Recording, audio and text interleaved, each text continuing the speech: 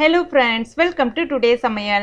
இன்னைக்கு நம்ம today's சமையல்ல இடியாப்ப மாவு பயன்படுத்தாம ரொம்பவே வித்தியாசமான முறையில நல்ல பஞ்சு போல பூ போல உதிரி உதிரியா இடியாப்பம் எப்படி செய்யலாம்னு தான் பார்க்க போறோம்.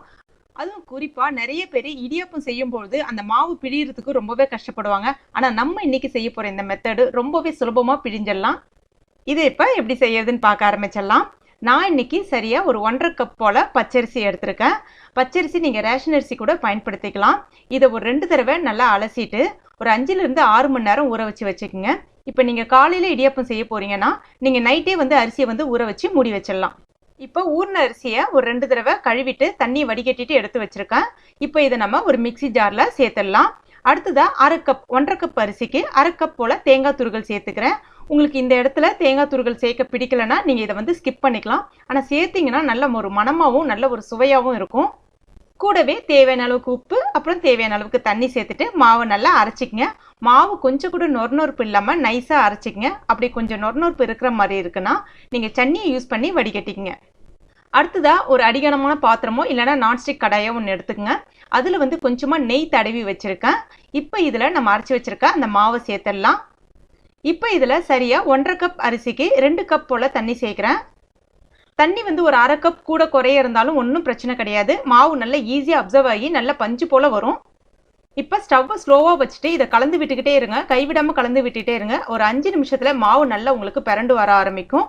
அதாவது கொஞ்சம் நடுவில் கட்டிப்படுற மாதிரி இருக்கும். ஆனா நீங்க அழுத்தி அழுத்தி விட்டு கலந்து விட்டீங்கன்னா அந்த மாவு கெட்டியா இருக்கிறதெல்லாம் உடஞ்சி விட்டு நல்ல பஞ்சு போல மாவு நல்லா பூத்து வர ஆரம்பிக்கும். இப்ப பாருங்க மாவு நல்லா உங்களுக்கு பிறண்டு இந்த மாதிரி வர ஆரம்பிச்சிருச்சு. எந்த அளவுக்கு மாவு நல்லா சூப்பரா பூத்து வருது பாருங்க. இப்ப நம்ம ஸ்டவ்வை ஆஃப் பண்ணிடலாம். ஆஃப் பண்ணிட்டு இதை எடுத்து எட்ட வச்சிடலாம். இது கொஞ்சம் சூடா இருக்கும்போது உருண்டை பிடிக்கணும். கொஞ்சம் ஆறிட்டா பரவாயில்ல, ஒன்றும் தப்பு இல்லை. அடுத்ததா ஒரு இடியாப்ப தட்டோ இல்லைன்னா இட்லி தட்டோ எடுத்துக்கங்க. அதுல கொஞ்சம் எண்ணெய் தடவிக்கலாம். நான் இன்னைக்கு வாழை இலை தான் விரிச்சு வச்சிருக்கேன். அடுத்ததான் ஒரு கிண்ணத்துல தண்ணி எடுத்து வச்சுக்கோங்க. அந்த தண்ணியை கொஞ்சமா தொட்டுட்டு அதுக்கப்புறமா உருண்டை பிடிக்க ஆரம்பிங்க. எதுக்காக இந்த மாதிரி உருண்டை பிடிக்கிறோம் அப்படின்னா நம்முடைய அந்த இடியாப்ப அச்சு இருக்கு இல்லையா, அது உள்ள சரியா மாவு போற அளவுக்கு பார்த்து ஒரு ஒரு உருண்டையை பிடிச்சு எடுத்துக்கங்க. அந்த மாதிரி தான் நான் இப்போ எல்லாமே பிடிச்சு வச்சிருக்கேன். இப்போ இதை நம்ம அந்த இட்லி பாத்திரத்துல வச்சிடலாம். இப்போ இது சரியா மீடியம் ஃப்ளேம்ல ஒரு 15 நிமிஷம் வேக விடுங்க. அடுத்ததா இதுக்கு ஒரு மெயின் சைட் டிஷ் பார்த்தீங்கன்னா தேங்காய் பால். தேங்காய் பால் தான் இதுக்கு மெயினான காம்பினேஷன், செம்மையா இருக்கும். தேங்காய் பால் எப்படி செய்யணும்னு தெரியல அப்படின்ற மாதிரி நிறைய பேர் கேட்டிருந்தீங்க. ஸோ அதனால இதில் நான் கொஞ்சமா அட்டாச் பண்ணியிருக்கேன் எப்படி செய்யணுன்ட்டு என்னுடைய ஸ்டைலில். தேங்காவை இந்த மாதிரி கீறிட்டு அந்த சைடில் இருக்கக்கூடிய அந்த மரைகள் எல்லாமே எடுத்துக்குங்க. அப்போதான் தேங்காய் பால் நல்லா வெண்மையாக அழகாக இருக்கும். இப்போ இது கூட கொஞ்சமாக நீங்கள் வேணும்னா ஏலக்காய் சேர்த்துக்கலாம். நான் ஏலக்காய் பொடி தான் சேர்க்க போகிறேன், அதனால் இப்போ ஏலக்காய் சேர்க்கலாம்.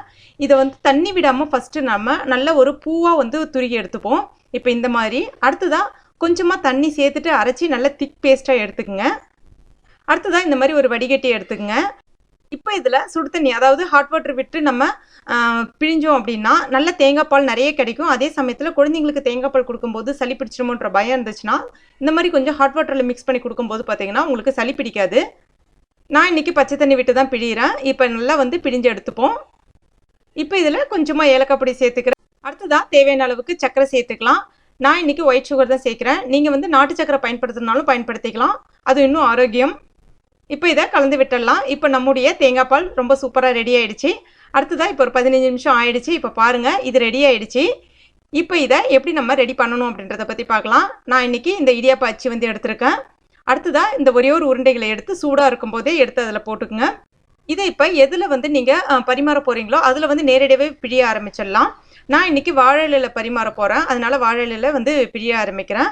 அதாவது பிழியும் போது பார்த்தீங்கன்னா கொஞ்சம் கூட அழுத்தம் கொடுக்காம ரொம்பவே சுலபமாக பிழிகிறேன். கவனிச்சு பாருங்க எந்த அளவுக்கு ஈஸியாக இறங்குது பாருங்க, நல்ல பூ போல இறங்குது பாருங்க. அதே மாதிரி இப்போ பார்த்தீங்கன்னா நல்ல ஒரு ஸ்மெல், அருமையான மனம் ஒன்று இருக்கு. ஏன்னா இதில் நம்ம தேங்காய் கலந்துருக்கோம். அதனுடைய சுவை பார்த்தீங்கன்னா ரொம்பவே அற்புதமாக இருக்கும். அந்த ஸ்மெல்லும் பார்த்தீங்கன்னா ரொம்பவே நல்லா இருக்கு. இப்போ இதையும் இந்த பக்கம் இன்னொன்று பிழிஞ்சிடலாம். இப்போ பாருங்க இது கூடவே நம்ம ஒரு தேங்காய் பால், நம்ம ரெடி பண்ண தேங்காய் பாலை வச்சு சர்வ் பண்ணலாம். ரொம்பவே அட்டகாசமான இடியாப்பம் ரெடி ஆயிடுச்சு. இதனுடைய சுவை பார்த்தீங்கன்னா ரொம்பவே அட்டகாசமாக இருக்குது. அது மட்டும் இல்லாமல் பார்த்தீங்கன்னா அது நல்ல பஞ்சு போல் நல்ல உதிரி உதிரியாக இருக்குது. சாப்பிடவே ரொம்பவே ஸ்மூத்தாக ஃபீல் பண்ணேன். நீங்கள் கண்டிப்பாக ட்ரை பண்ணி பாருங்கள். உங்களுக்கு எல்லாருக்குமே பிடிக்கும். ரொம்பவே வித்தியாசமான முறை. கண்டிப்பாக ட்ரை பண்ணி பார்த்துட்டு மறக்காமல் எனக்கு கமெண்ட் பண்ணுங்கள். இந்த வீடியோ பிடிச்சிருந்துச்சுன்னா லைக் பண்ணுங்கள், ஷேர் பண்ணுங்கள். மேலும் இது போன்ற டேஸ்டி ரெசிபிகளுக்கு டுடே சமையல இது வரைக்கும் நீங்கள் சப்ஸ்கிரைப் பண்ணாத நண்பர்களாக இருந்தால் உடனே சப்ஸ்கிரைப் பண்ணிங்க. கூடவே மறக்காமல் அந்த பெல் நோட்டிஃபிகேஷன் சிம்பிளி ப்ரெஸ் பண்ணிங்க. தேங்க்யூ.